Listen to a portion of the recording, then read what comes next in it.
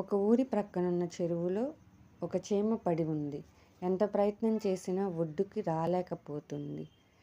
పక్కనే ఉన్న చెట్టు మీద కోతి దాని కష్టాన్ని చూసింది.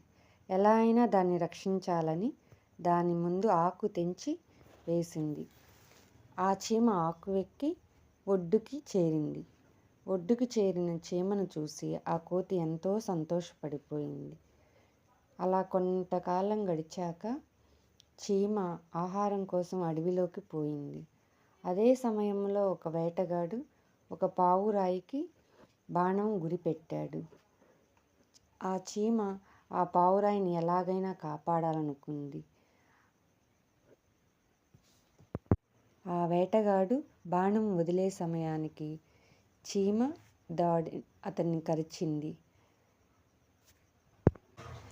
దానితో ఆ పావురాయి అక్కడి నుంచి తప్పించుకొని వెళ్ళిపోయింది.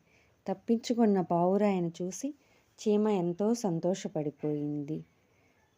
అలాగే మన జీవితంలో సహాయం పొందటము, సహాయం చేయటము, మనలో అందరమీ ఆ అనుభూతి పొందే ఉంటాము.